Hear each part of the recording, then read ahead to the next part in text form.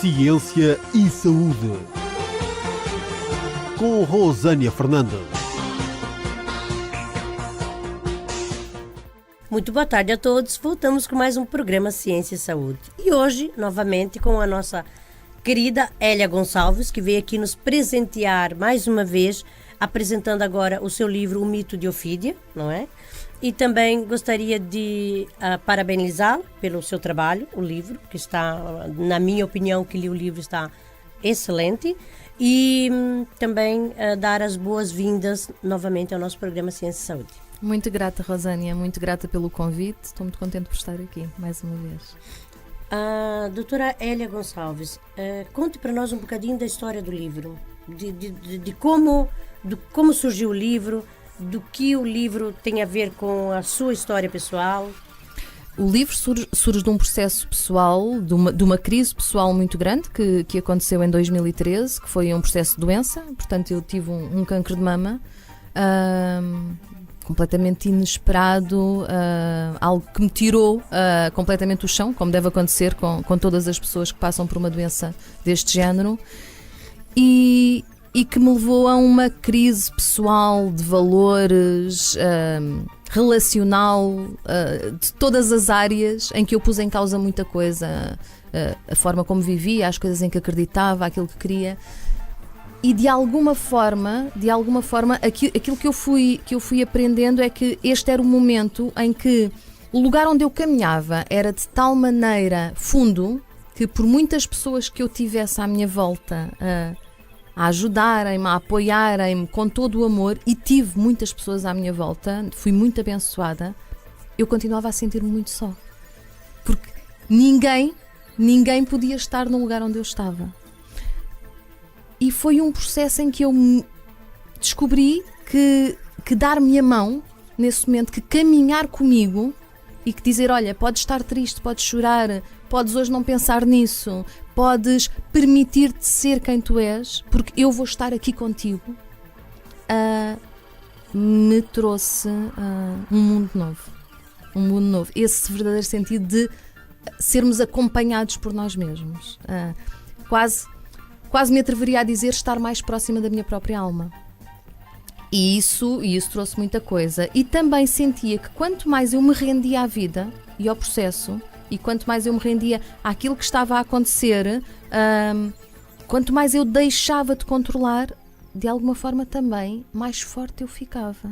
E isso, para além de ter sido uma descoberta extraordinária, porque nós não fingimos a rendição, não é? Nós temos de a sentir. Para além de ter sido uma descoberta extraordinária, levou-me novamente aos mitos, que é uma área com a qual eu trabalho, não é? E que falam exatamente desse processo de rendição, desse processo daquilo que nós chamamos o rapto, não é? O rapto, a descida ao submundo, aquilo que lhe quisermos chamar, e um dos mitos que eu fala exatamente de uma deusa, não é? De uma mulher que quer ir ao submundo e que lhe dizem, para entrares no submundo tens de entrar despida e curvada. E aí é que pode ser passado, porque não há escolhidos, não há iluminados. Quando temos de passar por uma crise de vida, somos todos iguais. Não interessa a idade que temos, não interessa os estudos que temos, não interessa aquilo que achamos que já conquistamos na vida. As crises chegam a todos da mesma forma e tocam-nos a todos da mesma forma. E de alguma maneira, a minha vivência, os mitos, tudo aquilo que me estava a ser mostrado, e começou a vir uma grande vontade de expressá-lo. O livro foi também quase um processo terapêutico para mim, e uma grande vontade de dizer às mulheres, nós somos todos iguais, nós vivemos todos isto e nós mudamos todos de pele. E se calhar, se no momento de mudar de pele, em vez de tentarmos fugir, de tentarmos fingir que não existe, de não querermos suportar a dor interna, se permanecermos ali, connosco, com a nossa alma, talvez algo aconteça.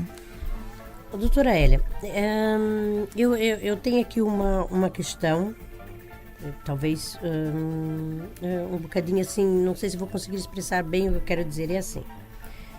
Em alguns momentos da vida nos dizem que nós temos que lutar, com todas as forças, e lutar, e lutar, e lutar, e lutar, para sairmos de determinada situação. Agora, a doutora Hélia vem me dizer, isso fez um bocadinho de confusão, que nós temos que nos recolhermos.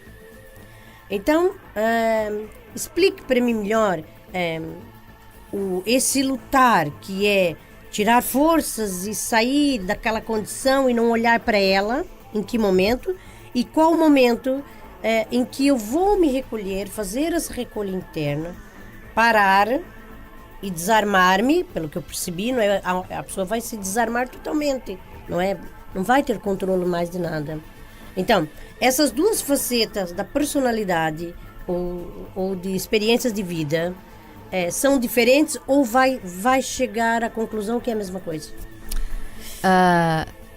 Eu acho que eu trabalho feminino, não é? Portanto, eu gosto muito de olhar para o mundo numa perspectiva feminina, e a vida, nós achamos que a vida é em linha reta, mas a vida é paradoxal. Raramente as coisas são uma coisa ou outra. Geralmente as coisas são uma coisa e outra. E nós fazemos muito facilmente, homens e mulheres, fazemos muito facilmente o movimento masculino, que é importantíssimo. O movimento masculino é a planta que cresce pela terra, é aquilo que nos faz levantar da cama, é aquilo que nos faz correr atrás dos nossos sonhos, e sim, é aquilo que nos faz, quando temos uma crise pessoal, fazermos aquilo que tem de ser feito. No meu caso, os tratamentos, tentar estar bem, procurar uma alimentação mais saudável para mim, perceber que padrões e que registros é que eu tenho de alterar. Mas esquecemos da faceta feminina, que tem a ver com esse recolhimento, que tem a ver com a parte lunar, que tem a ver com e a nutrição da alma. E que muitas vezes estas crises chegam até mais porque nós não paramos. Porque eu estava aqui a pensar na mulher guerreira. Exatamente. Não é? Exatamente. Então eu aqui a pensar, e a gente estamos em entrevista, mas a gente começa a se identificar, não é? Eu li o livro, começa a identificar aonde a gente se encaixa ali. E eu pensava, a mulher guerreira, ok, não é aquela que sai, que luta, e que as coisas estão a cair e ela tenta se manter em pé.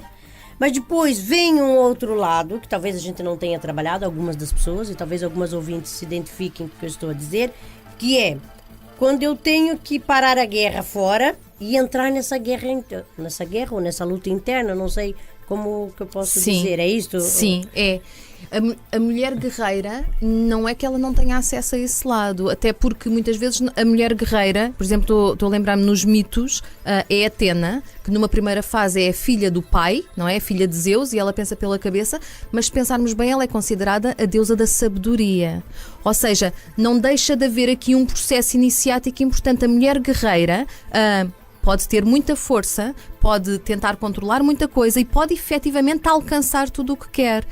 Mas a sabedoria chega-lhe pela integração desse lado com este lado que escuta, com a capacidade de ir ao corpo, de perceber o que é que se está a passar comigo aqui e agora, com a capacidade de se silenciar e deixar que as respostas também venham, não é? Que para a mulher guerreira é muito difícil. Porquê? Porque é que as mulheres guerreiras são mulheres guerreiras? Muitas vezes porque aprenderam que têm de fazer sozinhas, que a vida não as sustenta, que não houve pessoas que estivessem lá com elas. Muitas vezes são aquilo que nós chamamos as self-made women, mulheres que se tornaram mulheres cedo demais, que aprenderam que eu tenho de ir à luta porque senão não consigo as coisas. E portanto dizer a uma mulher assim, olha, não, tu tens é de te acalmar, recolher. Acalma-te.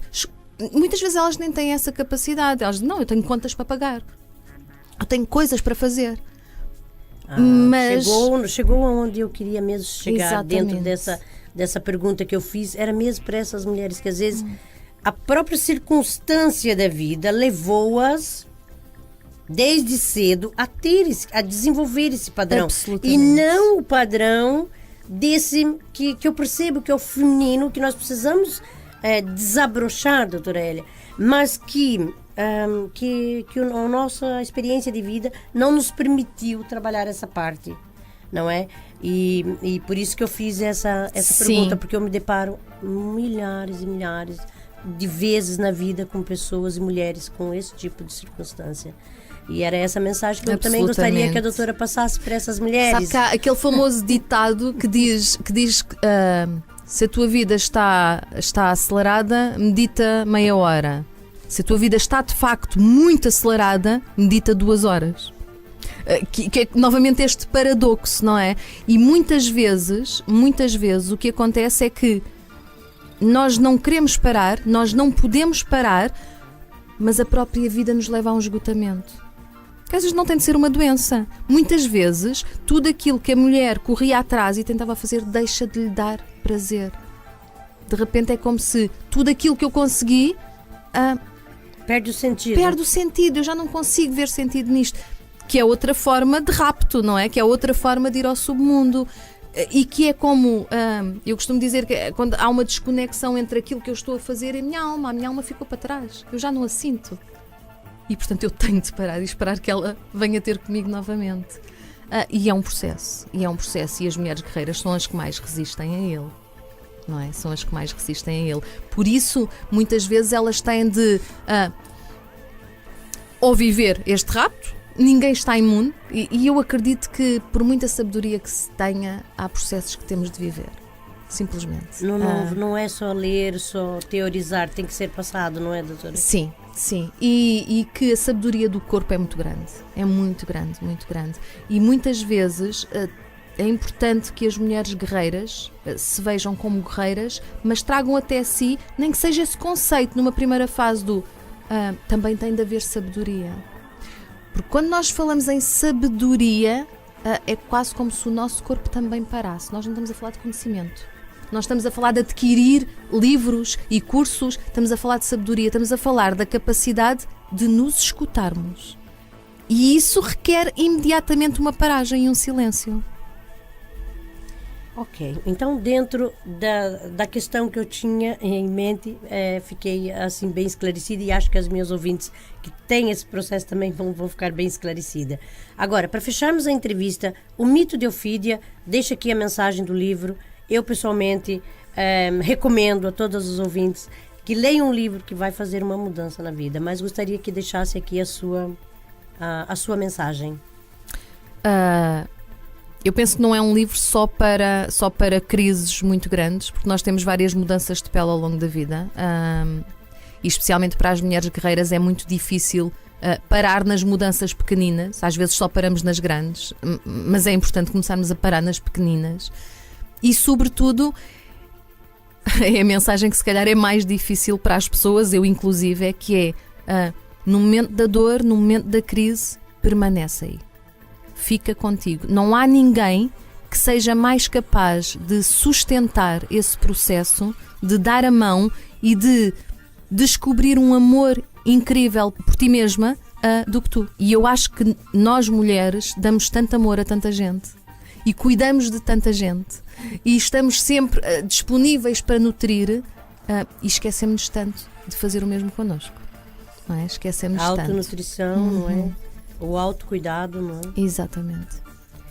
Agradecemos aqui então a presença da doutora Hélia Gonçalves, aqui apresentando o seu livro O Mito de Eufídia e mais umas outras atividades que tem pela frente e que o programa Ciência e Saúde convida para voltar novamente para falar de outros assuntos, do qual a doutora Hélia Gonçalves também é especialista, assim como terapia transpessoal e psicologia por aí afora. Muito grata, Rosânia. Muito obrigada. Foi um prazer. O programa Ciência e Saúde tem o apoio Worldprint Artes Gráficas. Visite-nos em worldprint.pt e Neide Carvalho Cabeleireiros Estética. Instituto de Beleza Neide Carvalho. Atendemos homens, senhoras e crianças. Cortes, extensões, colorações, depilações, unhas de gel e gelinho, massagens e muito mais. Instituto de Beleza Neide Carvalho, na Avenida de Moscavide, 28 Resto de Chão, junto ao Monte Pio Geral. Marcações 910910903 ou 964574320. Instituto de Beleza Neide Carvalho. Realçamos a sua beleza. Ciência e Saúde. Com Rosânia Fernandes.